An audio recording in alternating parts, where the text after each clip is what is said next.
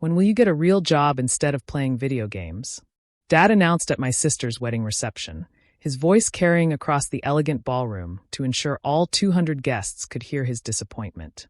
The entire room laughed as I sat at the singles table, again, my laptop bag at my feet because I'd come straight from what Dad called my playground office. What Richard Stern didn't know was that his construction company's biggest competitor had just made me an offer that would let me buy him out 3 times over. You're right, gaming isn't real work.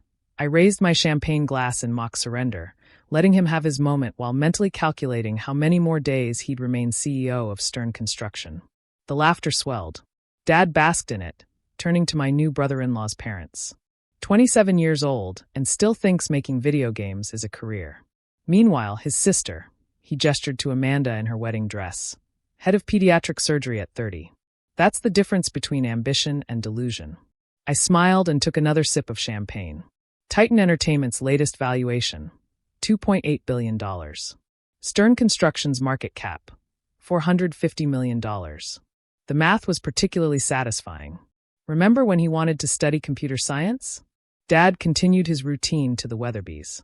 I said sure, thinking he'd work for Microsoft or Google. Instead, he makes, what do you call them, Lucas? Mobile games, primarily, I corrected, knowing it wouldn't matter. Though we've expanded into mobile games. Dad slapped his knee. Even worse. At least real video games take skill. Mobile games are what people play on the toilet. Mrs. Weatherby tittered politely while her husband checked his phone. Probably playing Titan Fortress, our flagship game with 400 million active users. The irony was delicious. When I was his age, Dad straightened his tie, the one I'd bought him, but he didn't know that I was already running 3 construction crews. Building real things. Hospitals, schools, homes. Contributing to society instead of helping kids rot their brains. Amanda caught my eye from the head table, mouthing sorry over her bouquet. She knew the truth, had even invested her surgeon's bonus in my company 3 years ago. That investment was now worth $3.2 million, but family dynamics demanded she play the successful daughter while I played the disappointment. Mr. Stern, one of the groomsmen, chimed in. My kids are obsessed with some dragon game. Titan something. Titan Realms, I supplied. 400 million downloads, actually. Downloads, Dad scoffed. You know what matters? Revenue. Profit. Real money, not imaginary coins or whatever you're peddling. Real money. Like the $847 million in revenue last year. Like the $2.3 million I'd quietly donated to the hospital where Amanda worked. Like the trust fund I'd set up for my parents' retirement without telling them. You're absolutely right, Dad, I said, meaning it. He was right that real things mattered. He just had no idea what I'd really built. The reception continued with Dad holding court, explaining the construction business to anyone who'd listen, dropping mentions of his biggest project, a $50 million office complex downtown. I excused myself to take a call, stepping onto the country club's veranda. Lucas? My CFO Marcus Chen's voice was tense. Sterling Holdings just increased their offer. They want Titan bad. How much? $3 billion. Cash and stock. But there's a condition. There always is. They want to announce Monday. Full acquisition, including all subsidiaries and partnerships. I looked through the window at Dad, now demonstrating proper handshake technique to my cousin. Do it. You're sure? Once we sign. I'm sure. Send the contracts to legal. We announce Monday at 9 a.m. Walking back inside, I found Mom cornering me by the dessert table. Honey, your father doesn't mean to be harsh. He just worries about your future. I know, Mom. Maybe if you showed him your office? Proved it's a real business? I'd tried that. Brought him to our headquarters 2 years ago. He'd looked at the gaming stations, the creative spaces, the hundreds of employees, and asked when I was going to grow up and get serious. The wall of industry awards meant nothing. The revenue charts were probably inflated. The offer from Microsoft to acquire us for $1.5 billion was obviously a scam. Maybe someday, I told Mom, kissing her cheek. The rest of the reception blurred. Dance with the bride. Avoid Dad's construction buddies who wanted to offer me real work. Smile when Uncle Pete suggested I could still go to law school. Nod when Aunt Catherine mentioned her friend's son who started in gaming but now works in finance. You know, respectable. Sunday passed in contract reviews and strategic calls. By Monday morning at 8:55 a.m., I was sitting in my playground office, watching CNBC on 3 monitors. Dad's phone rang at exactly 9:01 a.m. I knew because I was watching him through the glass walls of Stern Construction's boardroom via our security consultant's feed. He was mid-presentation about quarterly projections when his assistant interrupted. "Mr. Stern, there's an urgent call from Sterling Holdings." He frowned. Sterling was their biggest competitor, always trying to poach contracts and employees. "Tell them I'm busy." "Sir, they say it's about the acquisition." "What acquisition?" I watched him take the call, his face cycling through confusion, disbelief, and finally, a kind of stunned recognition. The other board members were pulling up their phones, checking the news. CNBC's banner scrolled across my screen. Breaking. Sterling Holdings acquires gaming giant Titan Entertainment for $3 billion, announces major expansion into digital construction training. "That's impossible," Dad said into the phone, loud enough for the entire boardroom to hear. "Titan Entertainment is some tiny gaming studio, my son." He trailed off, finally looking at his phone. At the CEO listed in every article, Lucas Stern, 27, founder of Titan Entertainment. His assistant rushed in with a tablet. More headlines. Gaming mogul Lucas Stern's Titan Entertainment joins Sterling Holdings empire. How a video game player built a $3 billion company. Sterling Holdings leverages Titan's technology for revolutionary construction training platform. The last one was the key. Titan hadn't just made games. We developed the most advanced physics engines in the industry. Construction companies worldwide used our simulation software for training, planning, and safety protocols. Dad's company was one of the few that didn't, because he didn't believe in virtual nonsense. Dad's phone rang again. This time I called. "Hi, Dad." "Lucas?" His voice was strangled. "What is this? What did you do?" "I sold my gaming company." "You were right. It was time to get serious about business." $3 billion? That's impossible. Actually, we left money on the table. Amazon offered 3.5, but Sterling's vision aligned better with ours. Vision? What vision? Revolutionizing construction through technology.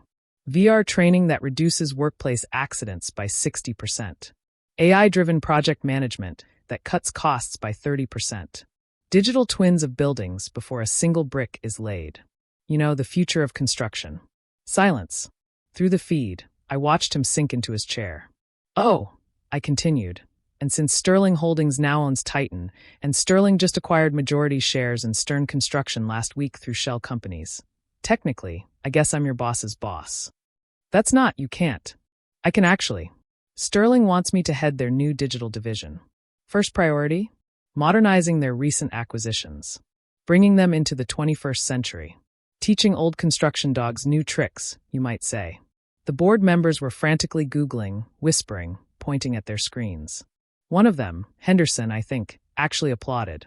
"This is about the wedding," Dad said quietly. "About what I said." "No, Dad. This is about spending 10 years building something revolutionary while you mocked me for playing games. It's about creating jobs for 2,000 people while you said I was wasting my life. It's about developing technology that saves lives while you called it worthless. I didn't know. Because you never asked. Never looked beyond your assumptions. I brought you to my office, showed you the numbers, introduced you to industry leaders. You saw what you wanted to see, a kid playing games. Lucas, son, we need to talk." "We will." Monday morning, 9 a.m. Sterling's bringing all acquisition leadership to headquarters for integration meetings. Don't be late. I hear the new management is strict about punctuality. I hung up and leaned back in my chair. My $3,000 Herman Miller chair in my corner office overlooking Seattle. Not the beanbag in a basement he probably still imagined. My phone exploded. Amanda texting in all caps. Mom crying in a voicemail. Cousins suddenly very interested in catching up. The same relatives who'd spent years pitying Richard Stern for his disappointing son. The integration meeting was fascinating. Dad walked into Sterling Holdings' conference room to find me at the head of the table, flanked by executives he'd spent years trying to impress. "Richard," I nodded professionally. "Welcome to the Sterling family. I've reviewed Stern Construction's operations. You've built something solid, traditional. But tradition without innovation is just stagnation." He sat carefully, like the chair might explode. "Lucas, Mr. Stern in this room. We need to maintain professional boundaries." I slid a tablet across the table. "These are the proposed changes. digital integration across all projects, mandatory VR training for all crew leads, AI-assisted project management, and yes, gamification of safety protocols. Gamification, turning safety training into interactive experiences. Workers earn points for following protocols, compete in safety challenges, level up their skills. Accident rates drop 60% in companies using our system. But construction isn't a game. Everything's a game, Mr. Stern. The question is whether you're playing to win. I pulled up a presentation. Your company loses $2.3 million annually to accidents, delays, and inefficiencies. Our technology cuts that by 70%. Still think games are worthless. The room was silent. Dad looked at the other executives, all nodding approvingly, then back at me. How long? He asked quietly. How long have you been planning this? I haven't been planning anything. I've been building, creating, innovating. All those years you thought I was playing? I was developing technology that companies like Sterling desperately needed. The acquisition was their idea. The fact that they also bought your company? Happy coincidence. It wasn't entirely. When Sterling approached me, I'd suggested Stern Construction as a potential acquisition, knowing Dad would never modernize voluntarily. But he didn't need to know that. So what happens now? Dad asked. Now, you have a choice. Embrace the future and help us revolutionize construction, or resist and become obsolete. Sterling doesn't tolerate dead weight any more than you do. And if I adapt, then you keep your position, your salary, your reputation. You learn that gaming technology can build hospitals faster, safer, cheaper. You discover that your son's fake job might save more lives than any building you've constructed. He was quiet for a long moment. I owe you an apology. I don't want apologies. I want results.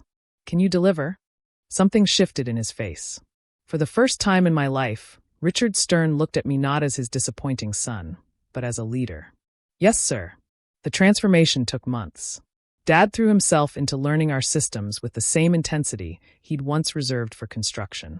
He became our biggest advocate, demonstrating VR training to skeptical foremen, championing digital integration at industry conferences. My son taught me something, he said at one conference, which I watched from my office. I spent so long defining real work that I missed the revolution happening in my own house. Construction isn't just about concrete and steel anymore. It's about technology, innovation, and yes, gaming. Amanda called me after seeing the video. Dad's completely changed. He actually asked me about surgical simulation games yesterday. Said you'd inspired him to think differently. He's a quick learner when his job depends on it. That's cruel, Lucas. That's business. The same lesson he taught me every family dinner for 10 years. But I'd softened by Christmas. When Dad presented me with a custom controller made from reclaimed construction materials, for the CEO who builds worlds, I actually smiled. I was wrong, he said simply. Not just about the games. About what success looks like. What contribution means. You've saved more lives with your safety software than I have building hospitals. Different tools, same goal, I replied, accepting the controller. Though I still think you were right about one thing. What's that? Gaming isn't real work. I grinned. It's better. It's the future. He laughed, really laughed, for the first time in years. Show me that dragon game everyone's talking about. Maybe an old construction dog can learn new tricks. I handed him my phone with Titan Realms loaded. Watching my father, the man who'd mocked gaming at every opportunity, carefully navigate a tutorial while asking thoughtful questions about the physics engine, I felt something I'd never expected: respect. Not for what he'd built in construction, but for his willingness to rebuild himself. You know, he said, successfully completing his first quest, your mom plays this. Has for years. Never told me because, well, because you'd mock her? Yeah. He looked genuinely ashamed. How much else have I missed by being so certain I knew everything? Want to find out? That became our new tradition. Every Sunday, Richard Stern, construction mogul, traditional businessman, former skeptic, would come to my office to learn about gaming technology. We'd discuss implementation strategies over multiplayer matches. He'd suggest construction applications I'd never considered. 2 years later, Stern Digital, our rebranded division, led the industry in tech-integrated construction. Dad had become a keynote speaker on innovation, famous for the line, "My son taught me that building worlds in games prepares you for building a better world in reality." The wedding video still exists, Dad mocking my fake job, while I smiled and raised my glass. Amanda had it edited with a follow-up. Dad at the latest company party, raising his glass to Lucas Stern, the gaming CEO who revolutionized construction. Still think I need a real job? I asked after his toast. No, he said seriously. But I might need you to teach me that dragon game. Your mother's level 85 and keeps destroying me in PvP. I laughed, genuinely this time. Success, I'd learned, wasn't just proving your doubters wrong. It was helping them see what they'd missed and giving them a controller to join the game. Even if it took buying their company to make them pay attention. Especially then,